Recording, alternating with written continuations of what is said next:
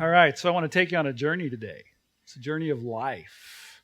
And this is going to make so much sense to you as we go through this. And there's a few basic rules for this journey of life to make this journey good for you and good for the people that you're journeying together with. And in fact, we're all journeying together. And there's a few basic rules for this expedition. And there's a master backpacker who has a manual, and he oversees this journey. And we travel his roads, we travel his trails, we use his equipment. In fact, everything has come from him. And he knows all and sees all and knows what's right and good and best for everyone concerned. So, and he's given us a manual to follow. Many people on the trail ignore the manual for some unknown reason. So the question of the sermon series is for today is, who's carrying your backpack? And there's three options to that. You are.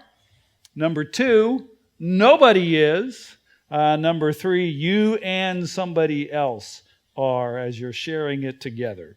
So there's some basic rules of backpacking that the master backpacker has determined that everybody that travels his trails should not ignore. Number one, nobody travels alone. No, there are no Lone Ranger backpackers on his trails. He has determined that everybody would travel in groups of two or more, so nobody backpacks alone. He's also determined that loving one another is extremely important on this journey. Loving one another. In fact, he equates it as one of the most important things in life, of loving God and loving one another. So love is paramount on this journey. So everybody on the trails should be setting aside selfishness, self-centeredness, self-seeking, thinking of themselves only, but considering the needs of others as being more important than their own. And number three, everybody has a backpack that is tailor-made for them. Not too little, not too much.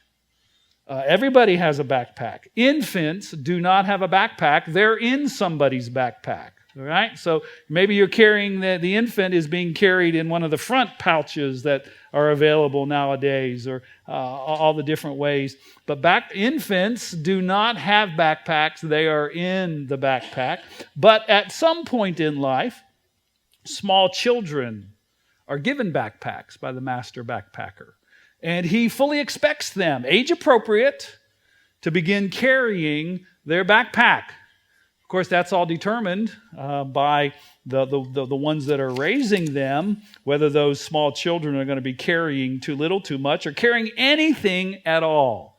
Some parents on the trail think that children and teens should just be free to enjoy and not have responsibilities, and are mistaken when they think that this child, when they turn 18 or go to college or get married, will all of a sudden be a responsible individual when they were not taught responsibility their entire life. So that's a mistake. So what is your backpack? It represents your responsibilities in life. It represents what you've been given by the master backpacker. It also represents things that you've picked up along the way, choices that you've made, things that we've committed ourselves to. And all those things go into our backpack. So the master backpacker has said that everybody is responsible for their own backpack. And he says it like this in his rule book. So then each of us will give an account of ourselves to God. The other side of accountability is responsibility. I am not accountable for something that I'm not responsible for. I'm accountable for me, according to the master backpacker's rule manual. I'm not accountable. And thus I'm not responsible for other people's backpacks. I have discovered, and we will see this, that we are responsible to one another, but we are not responsible for one another. Huge difference. A lot of misunderstanding takes place at that very issue.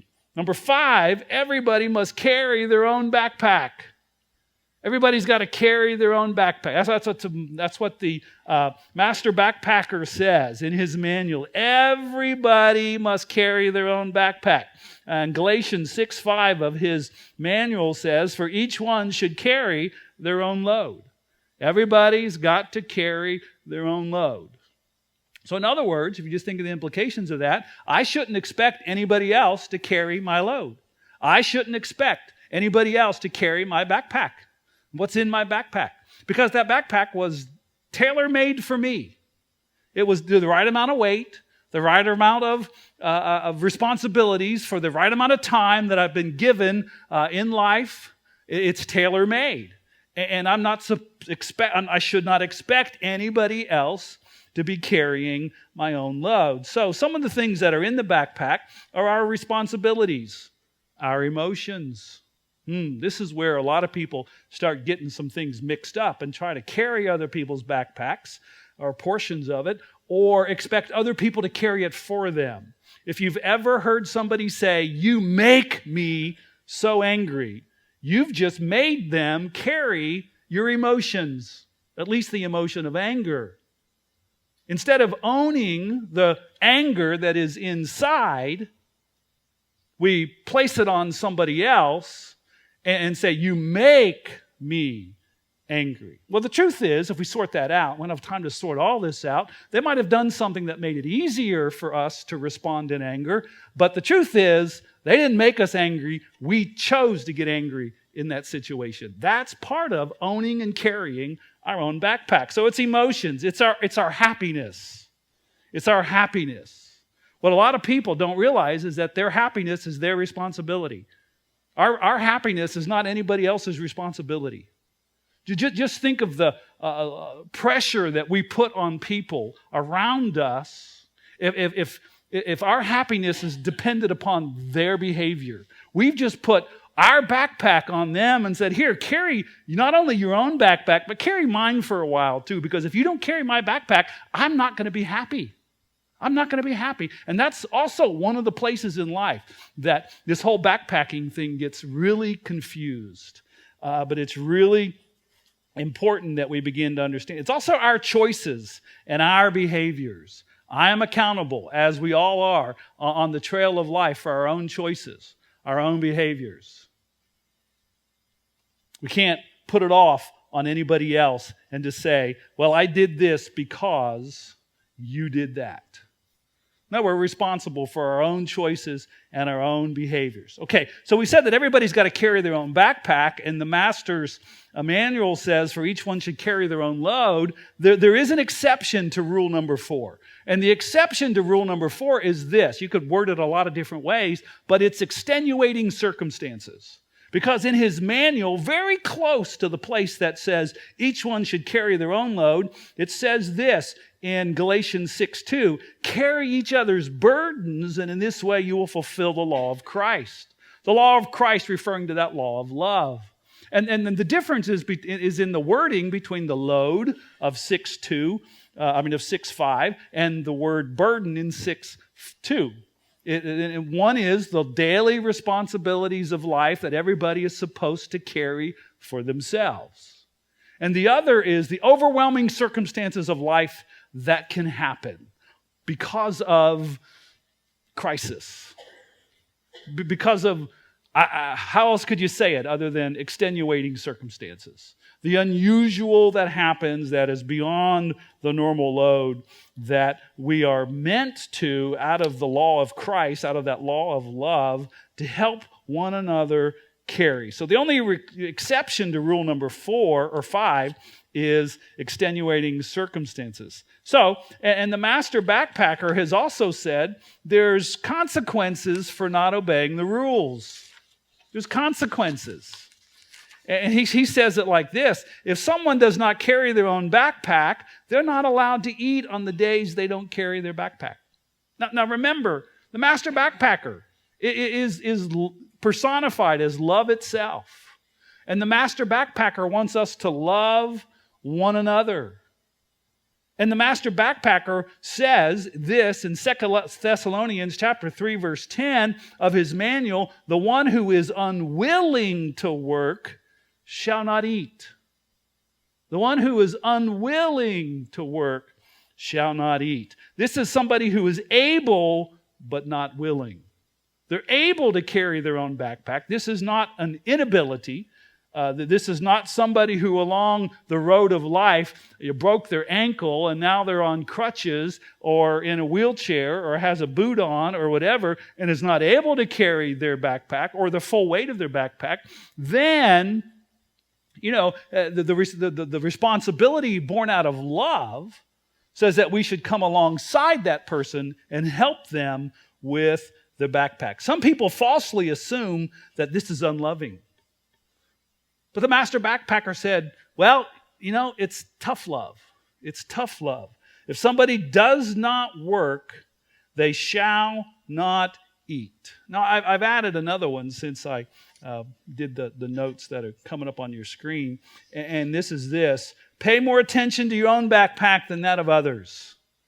Pay more attention to your own backpack and what you're carrying than what other people are carrying. And in his manual in Matthew chapter 7, verse 3, he says, pay attention to the log that's in your own eye, rather than looking at the speck, paying attention to the speck that is in somebody else's eye. Because he knows we like to watch other people carry their backpacks. We like to see how much is in their backpack. We like to see how responsible or irresponsible other people might be being, and we're not paying attention in life to what we're doing. So he gives us this caution and this warning to pay attention to the log that is in our own eye first. Okay, so there's some general observations. There's some general observations from the trail.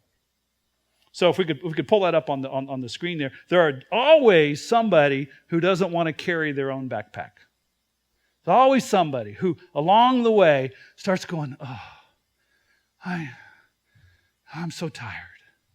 This is so heavy. And they take their backpack off. And they sit down on the trail of life. And they're sitting there. And, they put their backpack down. And some kind, caring individual comes along and says, what's the matter? And they say, very dramatically. You got to get the tone of voice down, right? It's so hot. I'm so tired. And there's always somebody. Well, I'll get to that in a minute. Now, this can be a child. We all know how children love to carry their own backpacks. It's time to clean up your own toys. Clean up your toys. I don't want to put away my toys. We all know that little children can do that. And we don't like to admit this, and sorry if you're a teenager in the room, but all of us as teenagers, I know, let me speak for myself. I'll look at the beam in my own eye rather than the speck that might not have been in yours. As teenagers, sometimes we're notorious for not wanting to carry our own load, right? We want mom and dad or brothers and sisters to carry it for us. Because we'd rather be free on the trail of life to enjoy this, that, and the other, and not realizing we're being trained for being launched out into the real world. So there's always somebody that doesn't want to carry their own backpack. They're able, but they're not willing. They can be a child, a teenager, and let's face it, it can be an adult, a young adult, or a not so young adult. We can all be guilty of this at times. But there are patterns that start in childhood that are often carried throughout life. Starting in childhood and carrying throughout life, expecting other people to carry the backpack. These folks that don't want to carry their own backpack have perfected the art of getting other people to carry it for them. They can use guilt. But you call yourself a Christian. My own mother would say, and you're supposed to be the pastor, the minister in the family. Because I wouldn't carry parts of her backpack. They can use anger, intimidation, over-exaggeration of just how tired they are on the backpacking journey of life. They can use lies, deceit, dishonesty. They might fake that sprained ankle or broken ankle. They just might spin a good web, weave a good web about their inability to carry their backpack. So there's always somebody who on the road to life that don't want to carry their own backpack. They want to just kind of lay it down and hope that somebody else will come along and offer to carry their backpack for them. It's not always easy to distinguish between the extenuating circumstances and the everyday responsibilities of life. It's not always easy to determine the difference between the two, and it's something that has to be looked for in terms of patterns. What is the pattern of this person's life? Do they generally carry their own backpack?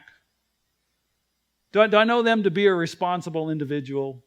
Or are they always, frequently looking for somebody? And the people that don't want to carry their own backpacks frequently are known as burning all of their bridges. Burning out all the people around them.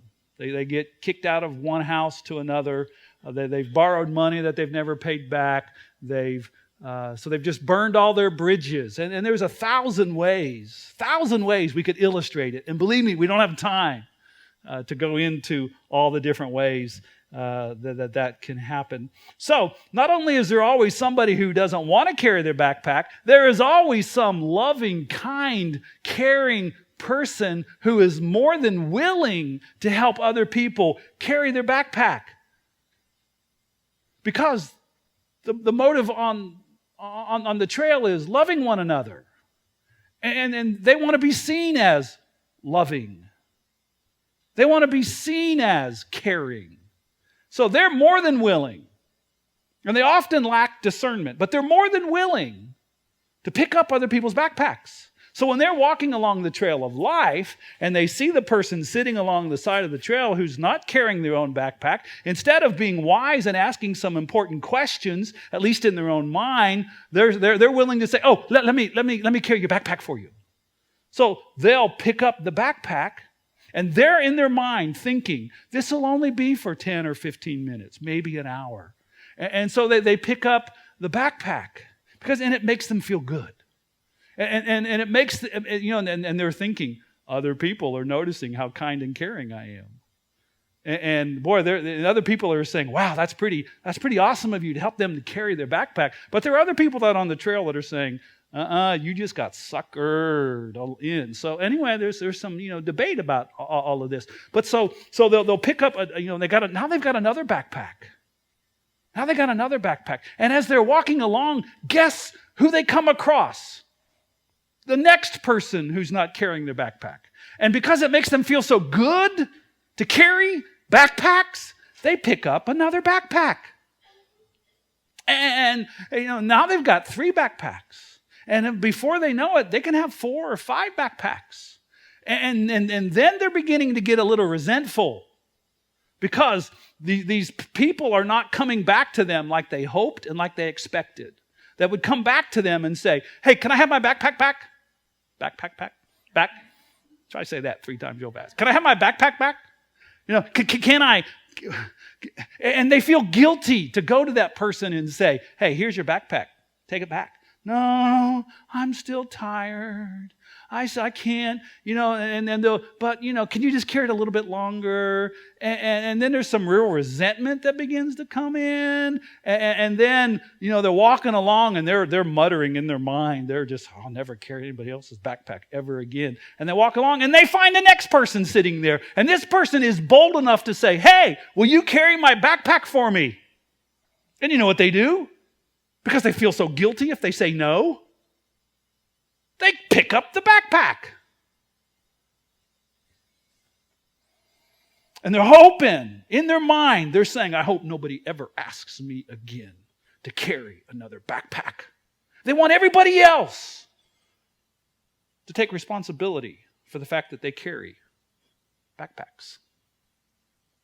See how that works? So, now they're carrying all these backpacks because they have not learned to differentiate the difference between helping those who have extenuating circumstances and those who just don't want to carry their own backpacks. Now, here's some other things, observations from the trail.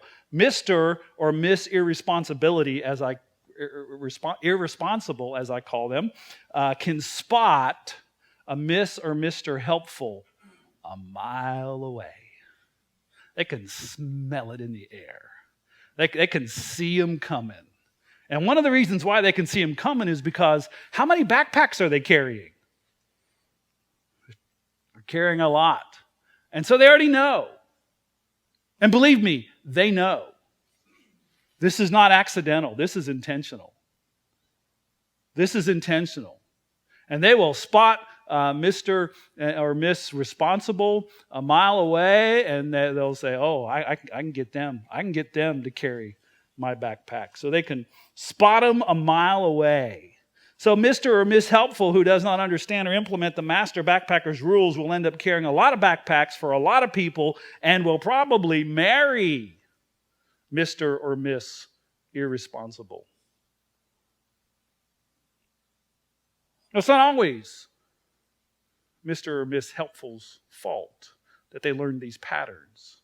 Sometimes irresponsible parents have put too much weight, too much load of responsibility on young children. Yeah, they're supposed to carry backpacks.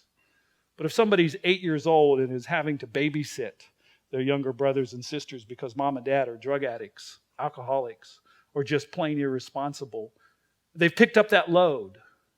And they've been trained to think, and it becomes a mindset, that I am responsible for other people's backpacks. And I am responsible for their lives.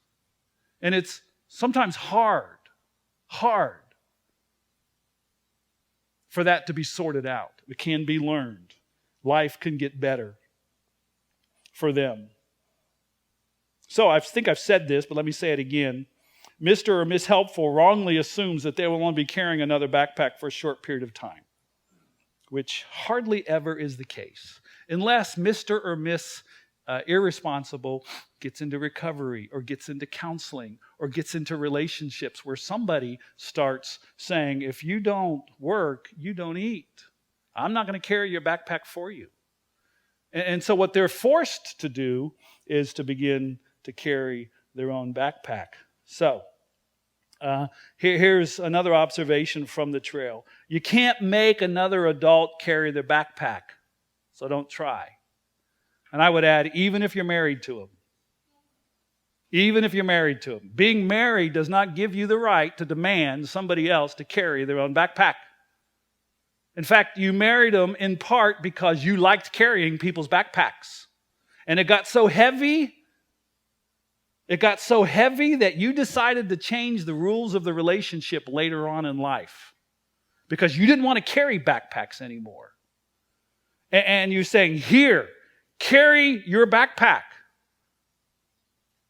Yes, you will. A lot of arguments are had in marriage because of somebody wrongly assuming they can make their spouse carry their backpack. Or it's not just at home, it could be at work. Perhaps if you've worked long enough in the workforce, you've known people who don't carry their own backpacks. You've known people who always have a crisis and are always calling somebody and saying, hey, I forgot, I delayed, They just like 1,000 excuses. And you'll talk to them and say, look, you really need to, this is your responsibility. And yeah, I get it, I will. And they promise and they promise and they promise and they promise, but they never do. A lot of resentment begins to build up. And you cannot make another person another adult carry their backpack, so don't even try. Now, we do have a greater measure of control over our minor children that we're still responsible for.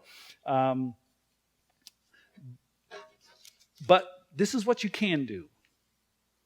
This is what you can do. While you cannot make somebody else, another adult, carry their backpack, do you know what you can do? Which is powerful? you can take their backpack off of your shoulder and you can lay it down and you can say, there it is, carry it yourself. And after you work through all of your guilt, feelings for doing that because you've been manipulated into thinking that's an unloving, unkind, uncaring thing, you might be reminded of the Master Backpacker's manual that says, if a person will not work, he shall not eat. And that everybody's responsible for their own backpack. And part of maturity in life is learning to take care of our own responsibilities and not putting them off on other people. And so while you can't make somebody carry their backpack, you can't say, here's your backpack, daggone it, carry it. Here. What do? You put it down on the side of the road and you leave it there. You leave it there. And guess what Mr. or Miss Irresponsible is going to do? They're going to whine. They're going to gripe. They're going to complain. They're going to manipulate. They're going to say, and you call yourself a Christian. They're going to say all kinds of things because that's what they're used to doing. And they know that that's worked in the past. But because you've been in counseling or recovery, or you heard a good sermon about this, you begin to realize, I need to put this stuff into practice. This just makes too much sense. Now, all Miss or Mr. Irresponsibles that hear this message, either in live or on YouTube, will be mad at me for pointing these things out. But that's okay. I'm not carrying their backpack. So, when Mr. or Miss, another observation, when Mr. or Miss Irresponsible doesn't get to eat because they didn't carry their backpack, after they manipulate, do all the whining, griping, complaining, and it's just like, look, I'm sorry, I love you, but I'm not going to carry your backpack for you. Guess what they'll do? They'll go look for their backpack. Because here's a very powerful proverb from the Master Backpacker's Manual. It's found in Proverbs 16:26 that says, the appetite of laborers works for them, their hunger drives them on. Let me update that for you. Need is a great motivator. Need is a great motivator. As long as you or I carry the daily loads for other people, they don't have to. There is no need. There's no need for them to carry it because somebody else is carrying it. And the appetite of a laborer works for them. Their hunger drives them on. Need is a great motivator. So here's some common backpacking issues. Adding way too much stuff to our own backpacks. Adding way too much stuff to our own backpacks. Now, the Master Backpacker has given us responsibilities. And he's given us enough time to carry out those responsibilities. In fact, he's even given us margin in our schedules so that we don't burn ourselves out working all the time.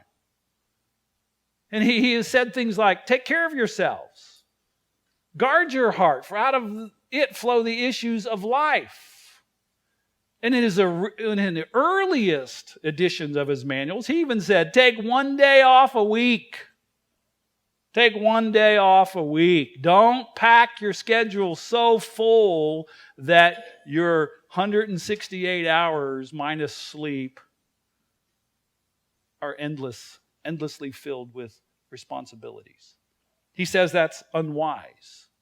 Unwise. For whatever reason we do it, we can add too much good stuff to our own backpacks. Now you would know if you were backpacking, you would not pack a tent such as that on the trail. Nowadays, it's ultralight camping. Ultralight, because you don't want to carry too much on the journey of life.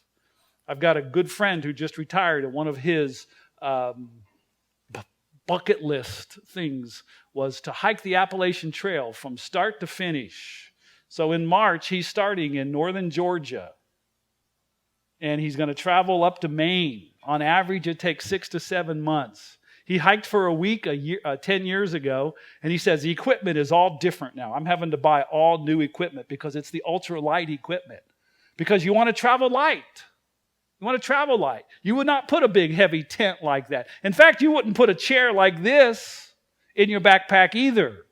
Now, as comfortable as that would be at the end of the day, when you're time to make camp for the night, as comfortable as it might be to sit in a nice chair like that, you know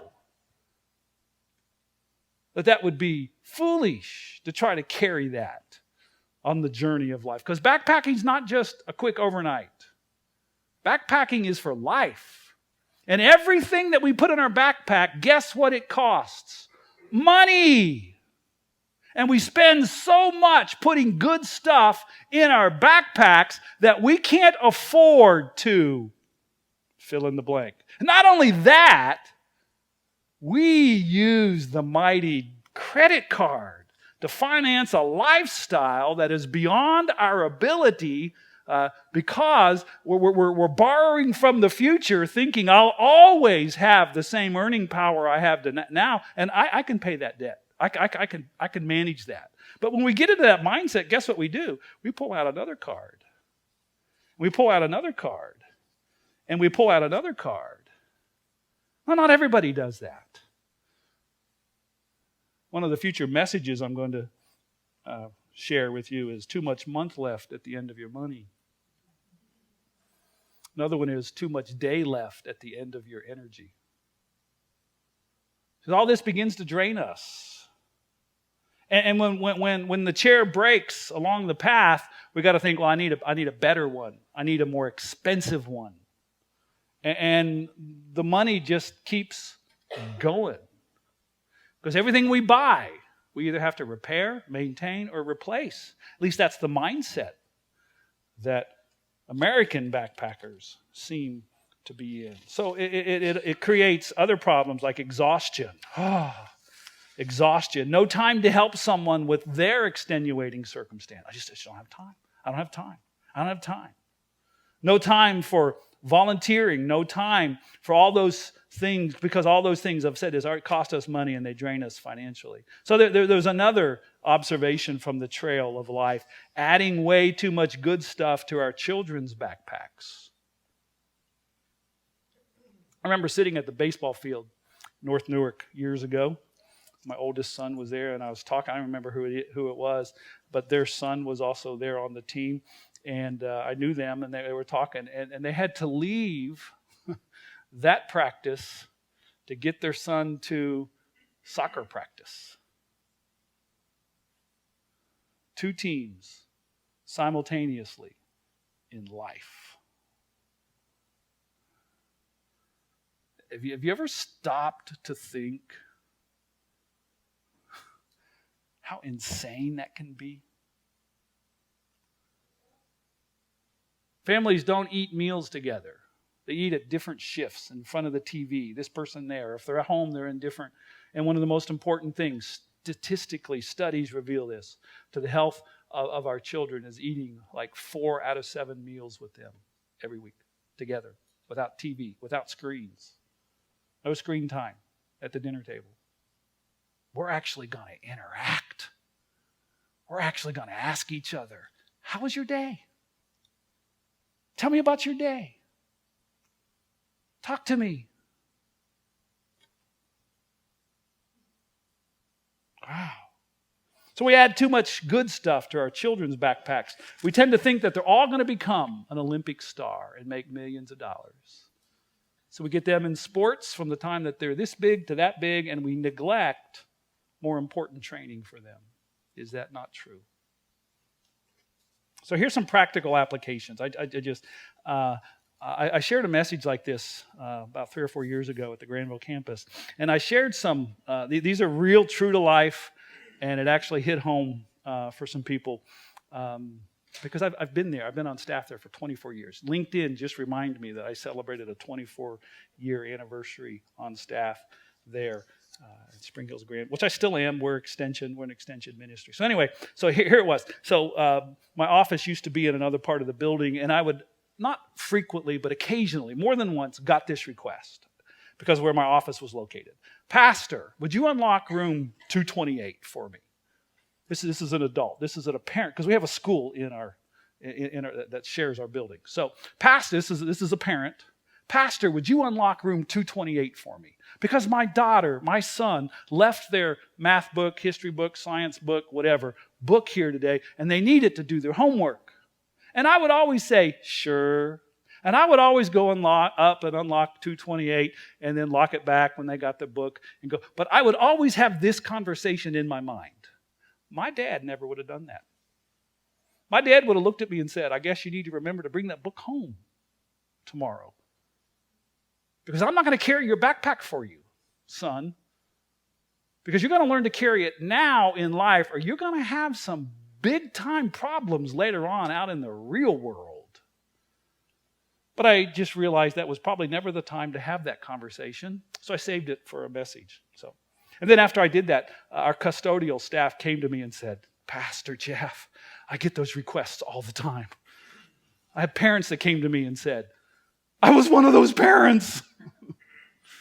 I'm sorry. Anyway, another example, and this one's pertinent to my son who's sitting back there doing the media.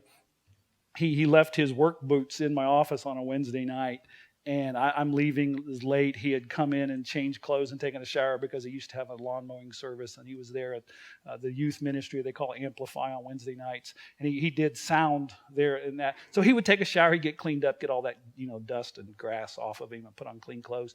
And there were his work boots sitting in my office at like 10:30 at night. And I just got done with a small group of men that I meet together with, and I was going out the door, and I looked down, and I saw those work boots sitting there. And I asked myself this question: what's the best way to serve my son right now? Because I want to serve my son. And I had two options in front of me. One of them was to take home his work boots for him, because he'll need them tomorrow morning when he goes out and starts mowing again. And I want to help him. I want to bless him. I want to be a blessing for him. And the other option that was in front of me was, I'm going to leave him here. That might be the best way of serving my son. And here's what I use to determine the difference. Is this a pattern? Does he frequently leave his work boots in my office? Because he frequently took showers on Wednesday after work and went straight to Amplify with the youth on Wednesday nights. And the answer to that question was no. It's not a pattern in his life, so I'll be glad to serve him and take his work boots home for him. If it was a pattern, I guarantee you his dad would have left his work boots there, and he would have had to drive there or do without work boots for the day. Another instance, I was a teacher for a couple years, teaching Bible at what was then Grace Haven Academy, now Granville Christian Academy. This goes back at least 20 years, maybe 22 years. So I taught Bible, and for juniors and seniors, they were together in one class, and everybody had A's and B's except for two girls. Everybody had A's and B's. So I get a phone call. Pastor, why is my daughter failing your class? Now, it wasn't, Pastor, why is my daughter failing? What can I do as her mom to help her bring up her grade? It was definitely along the line in the tone of, what are you doing wrong that my daughter is failing your class? So I didn't go into the backpacking analogy with her. I just simply said to her, your daughter fails my class because she never listens. She talks to her friend who's also failing the class. She never takes notes. That's why. Everybody else has A's and B's in my class. Your daughter is failing my class because of her choices. And now you know what kind of pastor you're dealing with, right? So is the end of that? I don't know if it's the end of that daughter blaming things on her teacher or not. So let me ask. There's 1,000 ways, and time is running out. Like some of you think time has already run out. You're wrong, though. So anyway, here we go. Are you paying for your adult son or daughter's cell phone plan? If you are, when are you going to transfer it over to them? When? Are you helping them with a burden? Or are you enabling them to spend their freer money on funner things? See, that's the question that has to be asked. Not am I helping them carry a burden, because it just might be totally appropriate to do that. But if I'm freeing them up so that they can spend their money on fancier backpacks and fancier chairs and fancier tents and whatever, am I really helping them? Are you paying for your adult son or daughter's car insurance? When are they going to start paying it? When are they going to learn to carry their own backpack?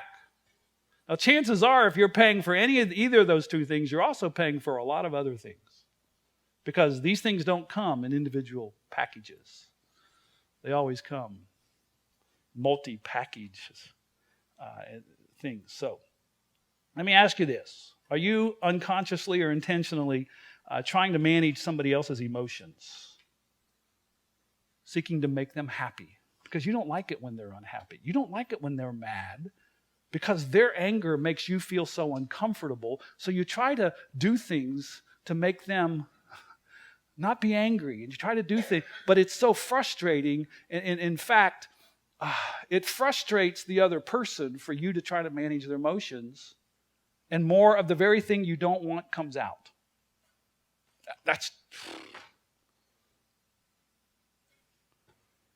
I went to school for 9 years to learn that. That's worth knowing. Are you trying to manage somebody else's emotions? Are you trying to avoid their displeasure? Now, the illogical conclusion is this is not about going out and just intentionally offending people. That's the illogical conclusion to all of this. But the master backpacker himself was not worried about people that he offended, and he was the most loving human being that ever walked on this planet. And he was not worried about who he offended. He did not carry their emotions. He did carry their guilt, our guilt, in his body on that tree. Are you trying to make somebody else be responsible for your happiness, your anger, your fear? But there's 1,000 ways that all of this can be manifested in life. And if it struck a chord with you in any way, shape, or form, let me encourage you to sign up for the Boundaries class that will start next Sunday night. And we will have a lot of time to sort out more stuff like this. Some of the topics during that are boundaries in your spouse, boundaries at work, boundaries in your children, boundaries with your friends. A lot of practical applications about taking control of our own life. You know, there's a saying that goes, God only helps those who help themselves, and which is not true. Some people think that's a Bible verse. It's actually not. But some people think it's true. There's a part of it that I believe that is true. God does expect me to carry my own load. He does expect me to do that. But when it comes to my burden of my sin, he knows I can't. And if I try, I'll fail. And if I try, I'll be judged. And if I stand before him on my own, with my own self-defense, I'm guilty, I'm condemned forever. But if I let him carry the burden of my sin and my guilt and my shame, if I let him carry it, because that's what he did on the cross, then he'll take it. He'll take it and relieve us of that burden. Relieve us of our guilty conscience. He'll relieve us of our sin. He'll relieve us and forgive us. So maybe you've never given him the burden of your guilt, your shame, your sin. Today would be a great day to do that. Let's pray.